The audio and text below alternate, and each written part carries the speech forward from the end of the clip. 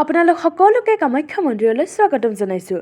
মহা অম্বুবাচী উপলক্ষে উখল মাখল নীলাচলৰ বুকুলৈ বিভিন্ন প্ৰান্তৰ ভক্ত তথা সাধু সন্যাসীৰ সোঁত বৈছে।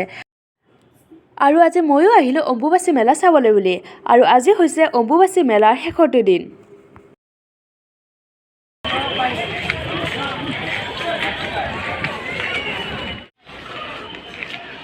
হেল্ল' এভৰিৱান, আজি আমি আহিছোঁ মা কামাখ্যা মন্দিৰলৈ। আৰু ইয়াত বহুতো ভক্তৰ ভিৰ লাগিছে। দেখুৱাই দিম। আমি বৰ্তমান কামাখ্যা মন্দিৰলৈ আহি আছোঁ। আৰু ইয়াৰ মোৰ লগত বা আছে আৰু পিছফালে আপোনালোকে দেখিছে ইমান মানুহ আহি আছে আৰু আগফালে বহুত মানুহ আছে। আপোনালোকে দেখিবলৈ পাৰিছেই যে ইয়াত ইমান মানুহ আছে, নহয়নে বাৰু? আমি প্ৰায় 9টামান বজাতে গৈছিলোঁ আৰু তেতিয়া বহুত মানুহ আছিল। কিন্তু আমি যেতিয়া আহিছিলোঁ মন্দিৰৰ পৰা সেৱাকাৰী আৰু তেতিয়া আৰু মানুহ আছিলে।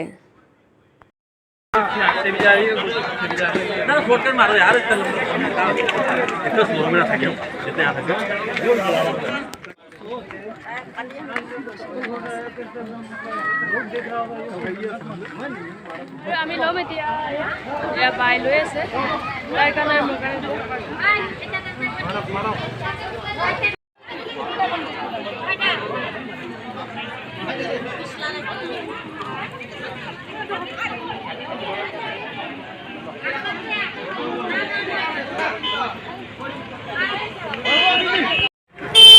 হেল্ল' এভৰিৱান, আমি বৰ্তমান বহুখিনি আহি পালোঁ আৰু আছে বহুখিনি আৰু আহি আছোঁ। অকণমান ৰৈ দিলোঁ। অৱস্থা বেয়া হ'লেও ভাল লাগিছে। মই এইবাৰ প্ৰথমবাৰ আহিছোঁ, বহুতবাৰ আহিছে। মই ফাৰ্ষ্ট টাইম আহিছোঁ অম্বুবাচী মেলা। মোৰ অম্বুবাচী মেলালৈও প্ৰথম, লগতে কামাখ্যা মন্দিৰলৈও প্ৰথম। আৰু সেয়া বহুত ভাল লাগিছে।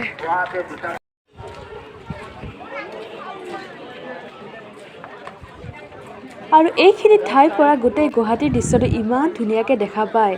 এটা ধুনীয়া সৌন্দৰ্যময় দৃশ্য, চালেই চাই থাকোঁ যেন লাগে, নহয়নে বাৰু?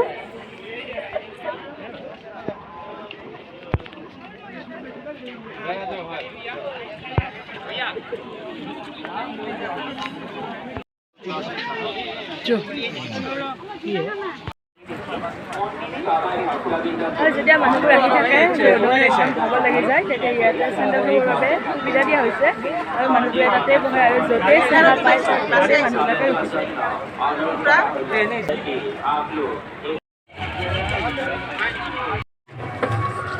আমি ইমান দূৰৰ পৰা খোজকাঢ়ি আহিলোঁ, ইমান ভাগৰ লাগিছিল। কিন্তু এতিয়া মন্দিৰ পামেই, এতিয়া আমাৰ সকলোবিলাক ভাগৰ নোহোৱা।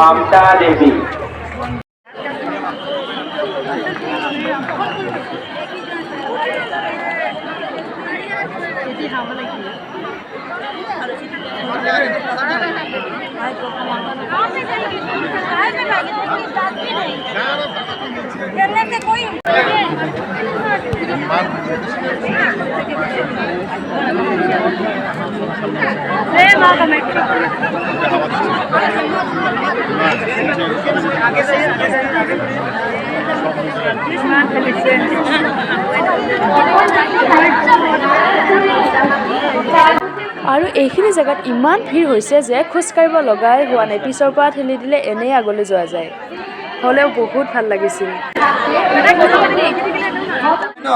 অনুৰোধ কৰা হইল আমি লাইনত থিয় হ'লোঁ আৰু এতিয়া সকলো ভক্তবৃন্দলৈ অনুৰোধ, আপোনালোকে নিজৰ নিজৰ জোতা চেণ্ডেল বেগসমূহ বনদুৰ্গা মন্দিৰৰ কাষত প্ৰশান্তি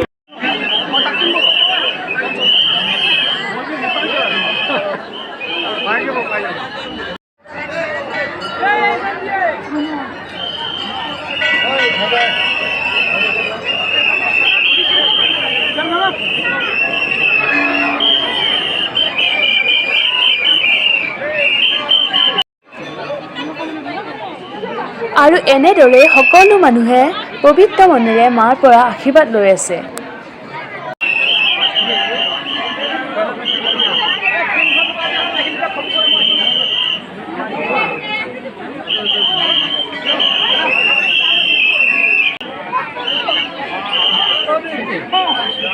আপোনালোকে দেখিব দেখিবলৈ পাইছে কি যে এটা ধুনীয়া পৰিৱেশ নহয়নে বাৰু ইমান ভক্তৰ আগমন কৰিছে আৰু ইয়াতে সকলো অলপ জিৰণি লৈছে আৰু আমি একেলগে উঠিলোঁ জয় মা কামাখ্যা आया तो जहाँ का भी और आवाज सुनोगे अनुरोध किया जाता है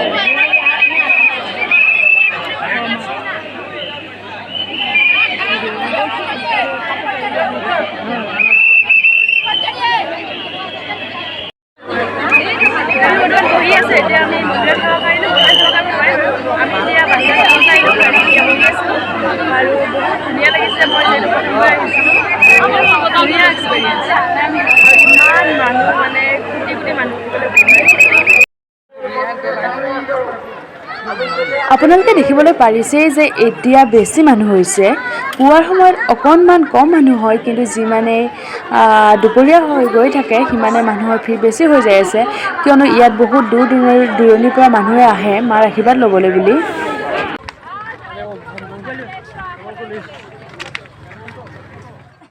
আমি বৰ্তমান আহি আছোঁ যিহেতু অকণমান দূৰ হয় মেইন গেটৰ পৰা মন্দিৰলৈকে সেয়েহে মাজতে ৰৈ আহিব লগা হয় আৰু এইখিনি প্ৰায় এঘণ্টামান লাগে আৰু মেইন গেটলৈকে কিমান আছে আৰু আহি থাকোঁতে বেলুনকেইটা দেখাবলৈ ইমান যে ডাঙৰ নহয়নে বাৰু মই ফাৰ্ষ্ট টাইম দেখিছোঁ দেই ইমান ডাঙৰ বেলুন আৰু ধুনীয়া লাগিছিলে এটাত বোলে 10 টকা হয় বহুত ডাঙৰ হয় বেলুনকেইটা বহুত ধুনীয়া লাগিছিলে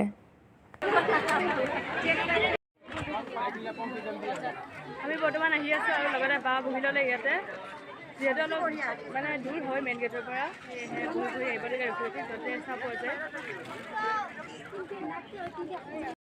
যিহেতু মেইন গেটৰ পৰা কামাখ্যা মন্দিৰলৈ প্ৰায় অহা যোৱা 10 কিলোমিটাৰ মানেই হ'ব মই সঠিকটো নাজানো যদিও সিমান মানে হ'ব আৰু দূৰ হয় সেয়েহে ভক্তবোৰ এনেকৈ গৈ থাকিলে য'তে চাহ পাই ততে বহি দিয়ে যিহেতু অম্বুবাচী মেলা উপলক্ষে বহুতো মানুহৰ ভিৰ হৈছিলে সেয়ে এতিয়া গাড়ীৰ ইমানেই অসুবিধা হৈছে যে এখনো বাছ পোৱা নাছিলোঁ আৰু কিবাকৈ বহুত সময় ৰখাৰ পিছত এখন টেম্পু পালোঁ আৰু সেইখনতে আমি উঠি আহি গ'লোঁ আৰু এটা কি কথা হ'ল জানেনে যেতিয়া টেম্পুখন মানে পালোঁ নহয় ড্ৰাইভাৰটোৱে সুধি আছে যে ভণ্টি ক'লৈ যাবা আৰু তেতিয়া বাই কৈছে যে দাদা আপুনি মানে গাড়ীখন য'লৈকে লৈ যায় তলৈকে যাম বুলি কৈছে কিয়নো গাড়ী এখনো পোৱা নাছিলোঁ